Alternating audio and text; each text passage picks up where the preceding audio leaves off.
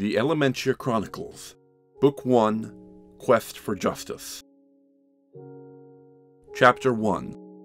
Welcome to Minecraft. It was a dark night in the Great Wood. Visibility between the tall trees surrounding the flowery hill was limited. Who knew what was lurking in the shadows? The stars were still out, but the white square that was the sun had begun to peek over the horizon, giving the starry sky a faint pink and orange glow.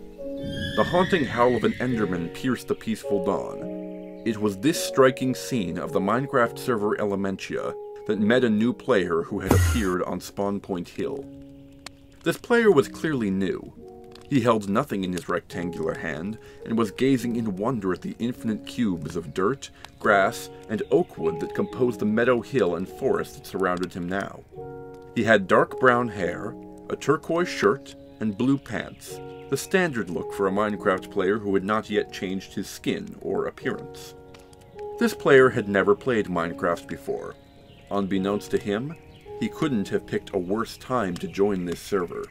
His name was Stan 2012. Wow, thought Stan as he gazed around at the dimly lit morning. This is awesome! Everything's made out of cubes. The dirt on the ground, the trees, even the leaves. And look at that stream over there. Even the water is perfect cubes. And you can pick up these blocks and build things out of them. But there are blocks everywhere. Awesome! Oh, wow. Stan looked around. This place where he was standing had clearly seen other players before, though he saw none now. He was surrounded by pixelated torches sticking up out of the ground, and there were signs and what looked like chests. One of the signs told him not to steal any of the torches, and another told him he was standing on Spawn Point Hill, where all new players enter the server. But it was one particular sign which was located next to a chest that caught his attention. It read, "If you have never played before, take a book from the chest." Stan walked over to the chest and opened it. It was sectioned off into compartments. One was full of loaves of bread, another was filled with what appeared to be swords constructed out of wood, and yet another held books. Stan took one of these books and walked down the hill with it. He sat down on the bank of a nearby stream, dangled his feet in the water, and was about to begin reading when he heard a shout from behind him. "Hey, wait up!" Silhouetted against the brightening blue sky was a figure that appeared to be another player. As he walked down the blocky hill, Stan could see that this player was wearing a simple white tunic and white pants, with dark brown boots. He looked like someone who might make his home in the desert. The player reached the foot of the grass block slope and stood over Stan. "Hi," he said. "My name's King Charles XIV, but you can just call me Charlie. I've never played this game before and I have no clue what to do. Could you help me?" "Maybe. My name's Stan 2012, but you can just call me Stan," Stan replied. "I've never played before either. I just heard that it was a fun game and that this server is a great place to learn to play. The sign up there said this book would let us know how to play." He held up the book. "Well then, let's read it," said Charlie. He sat down next to Stan and looked on as Stan read aloud. "Welcome to Minecraft, new player. This is a very fun game with no particular goal. You can see that the world around you is made out of blocks. You can destroy these blocks with certain tools and place them elsewhere. After you have established a place to take refuge from the monsters of the night, you may work by day to arrange these blocks into fantastic structures. You are now standing on Spawn Point Hill, where new players such as yourself enter the game.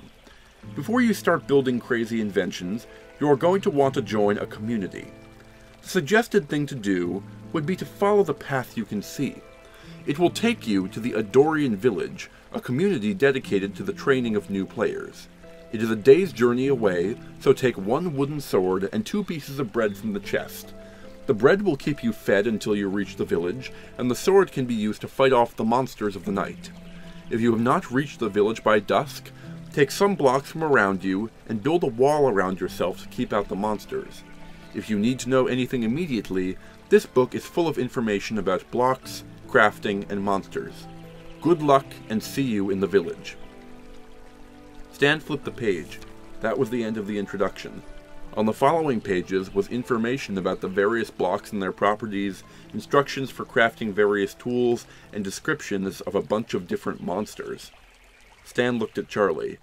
"Did you know there were monsters in this game?" he asked. "Well, I heard rumors about this thing called a creepy or something like that, but I didn't think it was actually real." "Well, let's hope we don't run into any of those, or anything else," Stan said. "Now, do you see that road anywhere? Because I kind of like the sound of this Adorian village." "Yeah, we should try to find it.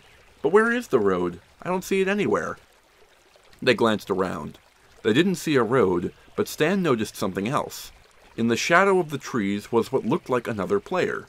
The figure was the right height and had the right figure, but Stan couldn't see his face. "Hey, Charlie, look down there. Do you think he knows where the road is?" "Maybe. Let's go find out." The two walked down the hill and towards the figure. It was dark. The green foliage above them provided shade from the sun. As they got closer to the figure, he suddenly turned and walked towards them, arms outstretched. "Great, he sees us. Maybe he'll give us directions," Charlie exclaimed. Yeah, but something didn't feel right to Stan. The player completely ignored them until they got close, and then walked straight towards them with outstretched arms. "Charlie, look out!" "Stan, what's your Oh my God!" The figure walking towards them had just walked under a patch of light. It was dressed like Stan was, but it had rotten green flesh and empty eye sockets. It smelled like death, and it was making soft moaning sounds. The figure was still walking towards Charlie, who was immobile and wide-eyed with panic.